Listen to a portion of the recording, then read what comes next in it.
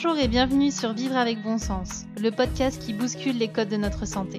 Je suis Joy et je parlerai ici sans détour de sujets qui m'animent et me motivent. Je partagerai aussi mon micro avec des personnes aussi géniales qu'inspirantes afin de nous faire réfléchir et évoluer. Bref, tout un programme pour être pleinement épanoui et en accord avec soi.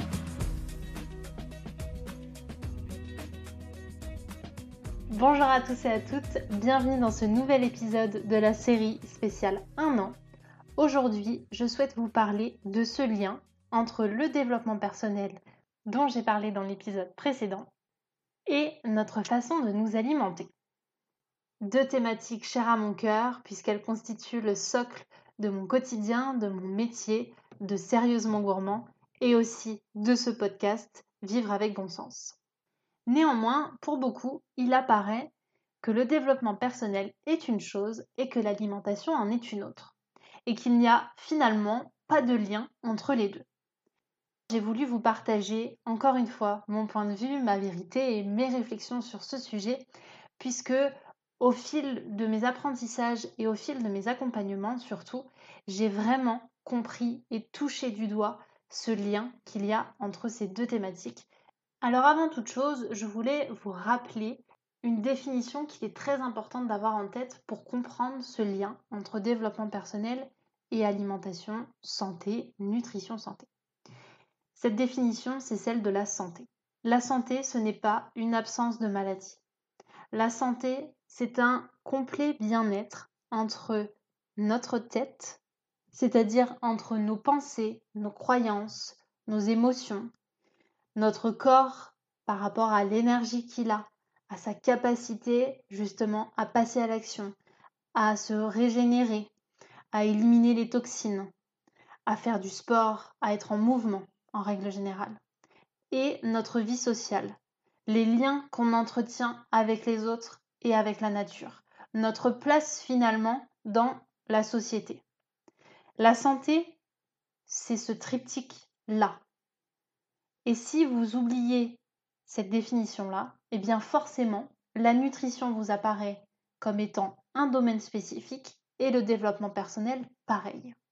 Alors qu'en fait, ils sont interconnectés et la santé est globale, est holistique.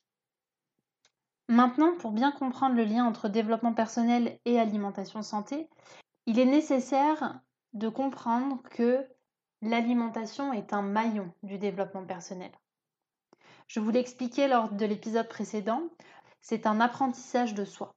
Et l'alimentation, c'est l'un des éléments qui nous permettent de comprendre ce que notre corps veut, ce que notre santé réclame, santé aussi bien physique que mentale, émotionnelle même. À travers ce que vous consommez, il est possible d'en apprendre sur vous.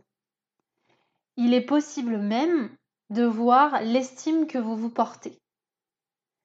Il est possible de voir votre capacité à prendre soin de vous, votre envie à vouloir être en bonne santé ou, à l'inverse, votre envie à être dans l'auto-sabotage et à vouloir, peut-être inconsciemment, avoir des problèmes de santé. Pour certains, l'alimentation n'est qu'un carburant, sans grandes conséquences sur nos organes, sur nos émotions, sur notre humeur, sur notre énergie. Pour d'autres, l'alimentation sera source de réconfort. Ou encore, pour d'autres, elle sera source de prise ou de perte de poids, donc de régulation ou pas d'un certain poids sur la balance. Chacun a une relation particulière avec l'alimentation. Alors attention, je fais bien la distinction entre l'alimentation santé et l'alimentation tout court, ou l'alimentation plutôt diététique. Parce qu'effectivement, on confond les deux et on pense à tort que vouloir perdre du poids ou vouloir prendre du muscle, ça fait partie du développement personnel. Alors que non.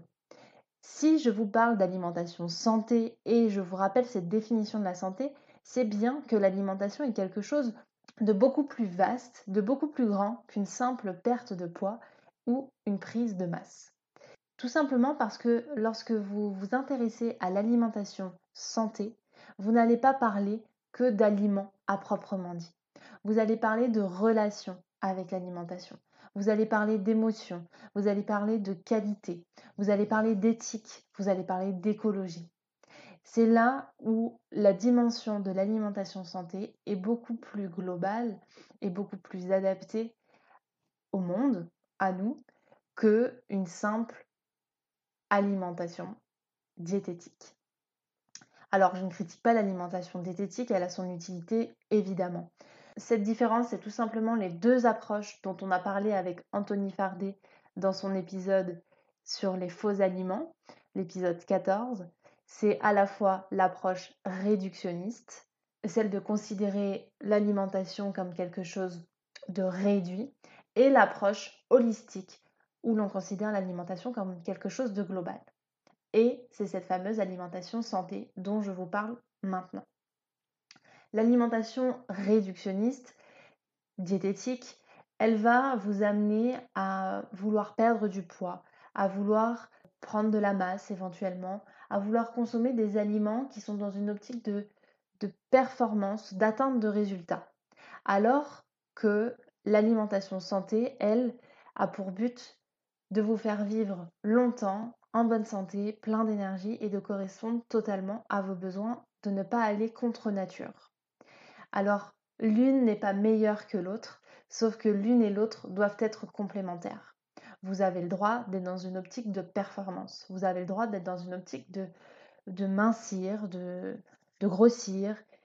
Simplement, il serait intéressant de le faire aussi dans une optique de bonne santé, pas uniquement d'atteinte d'objectifs ou de performance. Sinon, ce sera quelque chose qui sera sur le court terme.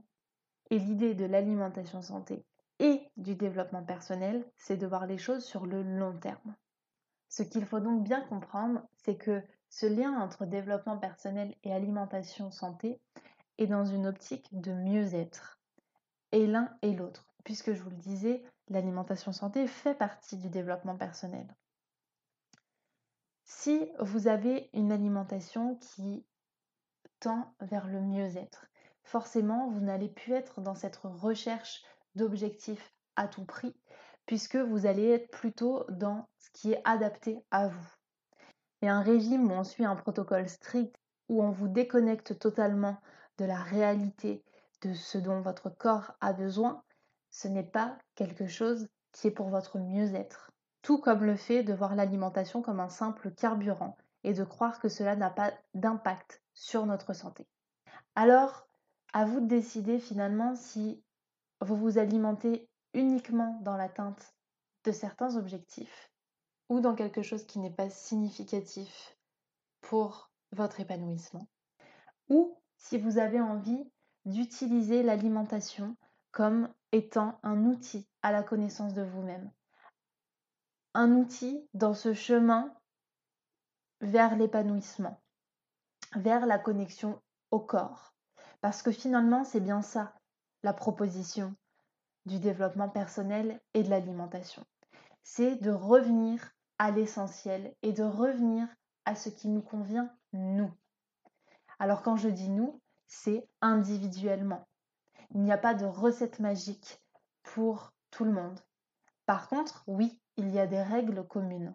Mais ensuite, comme pour tout et comme dans tout développement personnel, il faut que ce soit adapté à chacun des moments de votre vie, à chacune de vos émotions, à chacune de vos envies, de vos besoins. Et l'alimentation, elle est là pour justement répondre à ces besoins.